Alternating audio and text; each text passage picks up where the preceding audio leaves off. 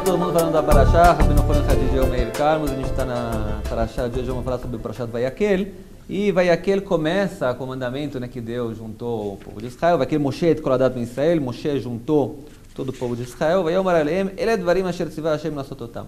Tem uma ordem para vocês, muito importante para falar. Qual a ordem? Sheshet yamim ta'aseh melachá, 6 dias vocês vão fazer os seus trabalhos, Vayom hashvi'i yelachem kodesh Shabbat Shabbaton Lashem, 6 dias trabalhar, um dia é um Shabbat Shabbaton, como traduzo isso? Eu esqueci agora a palavra em português. Feriado?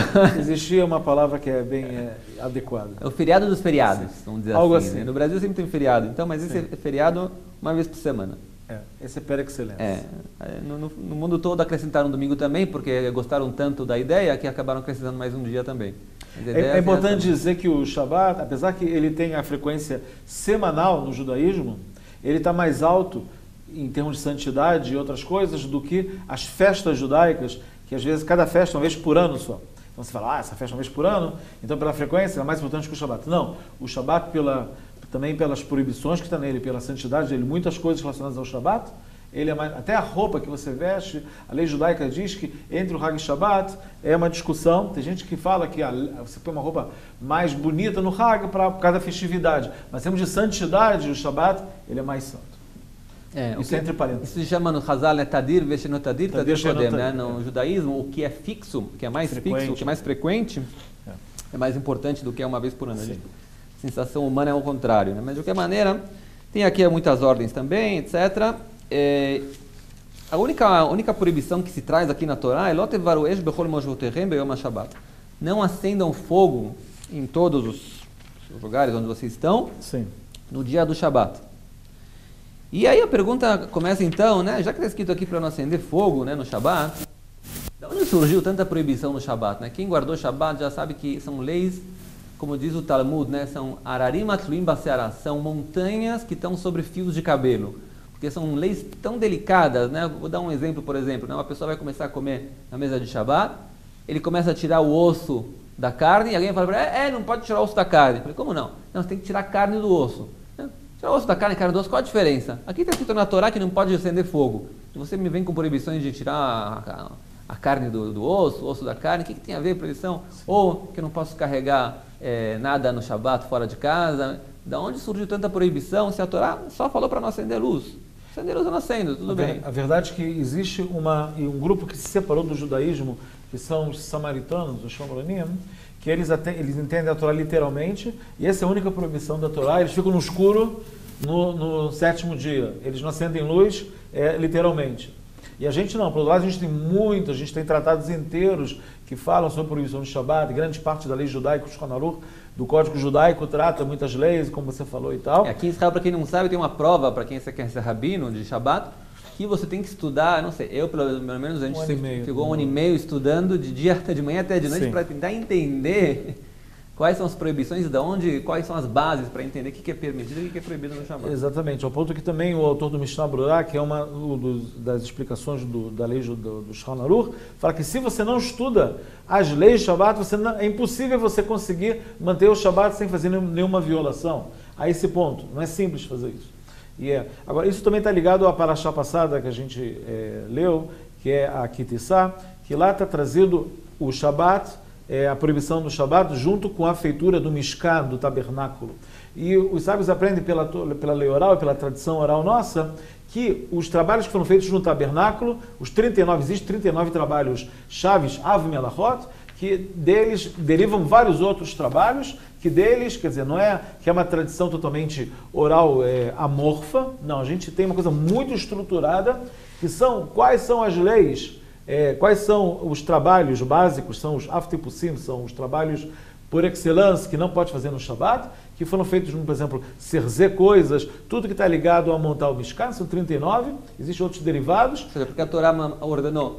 Falou para não construir o Mishkan no Shabat, a gente aprende então que a gente não pode fazer nenhum trabalho que está conectado como se fosse a construção no Shabat. Existe uma discussão se é o que foi construído no Mishkan ou que também que se faz da manutenção do Mishkan, mas de qualquer maneira existem trabalhos específicos. O que é interessante de todos os trabalhos específicos, que por exemplo, se eu quiser no Shabat com você pegar essa mesa num lugar fechado e descer 2 andares com ela e a gente vai ficar muito suado. Eu também, no meio da semana também não vou fazer, porque minha coluna não está muito bem. Não pode. Tá bom. Mas em tese, a gente poderia fazer isso no Shabat. Porque, na verdade, a gente vê que os trabalhos do Shabat não estão ligados ao esforço físico, eles estão ligados a outros critérios. Está ligado ao critério de criatividade, de fazer uma coisa nova, de pensamento, de muitas coisas, que é muito interessante, que até a nossa geração era muito difícil de entender isso. Justamente a nossa geração é mais fácil de entender. Hoje em dia existe um movimento de pessoas no mundo inteiro que durante um dia por semana não querem usar nenhuma mídia eletrônica, ou não querem usar nenhuma tela, querem estar totalmente desconectados das coisas. Não quer responder e-mail, não quer usar o celular, não quer fazer nenhum tipo de chat, não, para poder se desconectar e estar bem consigo mesmo. Isso, de certa maneira, pelo pensamento judaico, está ligado à questão do Shabat. A gente fala que durante a semana a questão principal é o to do, é você fazer coisas, e o Shabat é o to be. Você tenta, de certa maneira, se desconectar com o mundo e voltar a si mesmo.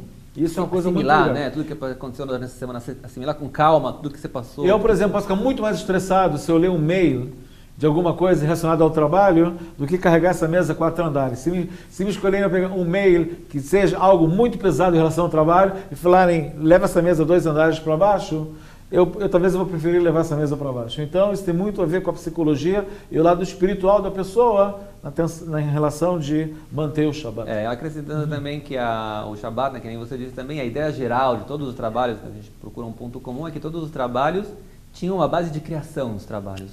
Ou seja, se a gente tem, por exemplo, escrever, né, proibido escrever. Porque se escrevia no Mishkan, se anotava os números das colunas que construíam, se anotava os números cada um do lado do outro, ele não pode escrever. Escrever é uma criação, óbvio que é uma criação. Daí pode ter discussões, por exemplo, você pode escrever com uma caneta que vai ser apagada ou que não vai durar muito tempo, começa discussões já, o que é permitido e o que é proibido. Mas a ideia é ser uma criação, criar uma coisa. Daí vem a ideia, que uma vez eu ouvi também do Rav Eliezer Melamed, quando eu estudei na Yeshiva ainda, que ele falou que se uma pessoa não quer transgredir o Shabat, a ideia é que ele tem que se colocar na cabeça, vamos dizer, alguém que não conhece as leis, vamos dizer assim, né? Apesar que o Mishnah Brurah tem que aprender. Mas qual é o mindset? O que você pode fazer por enquanto? Por enquanto, a ideia do Shabat, ele falou, eu estou bem e nada me incomoda. Então, por exemplo, né, ele falou, a pessoa olha assim para cá, que tem uma poeirinha aqui, que pegou está um pouco suja. Então, a nossa tendência é começar a dar umas pancadinhas e tirar, né? Não. Sujou? Tudo bem, tranquilo, não mexe. Porque, na verdade, isso é proibido no Shabat. Você está limpando a sua calça, na verdade, né? Então tudo vem assim também, né? Não, tranquilo, não precisa, é Shabat hoje. Precisa ligar, preciso fazer, não precisa fazer nada. Fica tranquilo, sujou tudo bem, caiu tudo bem, não precisa fazer nada para depois do Shabat também, não começa a estudar para prova nenhuma agora também, porque como se não existe prova nenhuma no domingo, como se não existe nada para entregar para ninguém, nenhum trabalho, nada. E aí realmente a pessoa consegue realmente se conectar, que nem você falou, consigo mesmo. Essa é a grande ideia do Shabat, né? Se Deus quiser que a gente possa ser merecedores de um Shabat completo, se Deus quiser, a ideia... Desconectado. O Shabat, né, pode acrescentar o Mishnah Brurah, que é um grande posek, né, um grande erudito, né, que fixa as leis do povo judeu nas últimas épocas. Ele escreveu que o exemplo do Shabat, uma pessoa que não guarda Shabat, ele falou, é que nem uma pessoa que está guardando, por exemplo, que tem uma loja, e ele tem uma placa, né, escrito, sei lá, sandália, sei lá. Então, você sabe que ele é sapateiro. Você sabe que ele é sapateiro, né? Sapateiro. Então, de repente, no dia seguinte ele não está lá. Bom, vai ver que ele está doente. No terceiro dia, passa uma semana não está lá, vai ver que ele foi viajar. Passa um mês não está lá, vai ver que algum problema. Mas não fechou a loja ainda. Na hora que você vê alguém tirando a placa, você entende que a loja fechou. Então ele fala também a conexão do homem também, né? Do judeu com a Kadosh Baruch Hu, é pelo meio do Shabat. E quando um judeu guarda o Shabat, é a placa dele como sendo o representante de Deus no mundo que vem trazer a luz para todo mundo. Quando o judeu tira o Shabat dele, ele passa a ser um holofote e passa a ser... E isso realmente é o critério para a gente, para os próximos judeus, para ver se um judeu está seguindo as leis, que às vezes a Torá é muito complexa. Eu não sei se eu estou seguindo as 613 mitzvot e todas as instruções do Shulchan Aruch, mas você pergunta para outra pessoa, ele é um shomer Shabbat, ele é alguém que guarda o Shabbat. Isso quer dizer muito a nível da pessoa e a nível alárrico, como se relacionar a ela. Para vocês todos um Shabbat Shalom, bom proveito para todo mundo, tudo de bom. Não sei se já mandei essa semana ou não ainda, vamos ver como é que fica as Zagadot. Eu informo vocês, eu informo. Pensa que ainda não chegou. Square.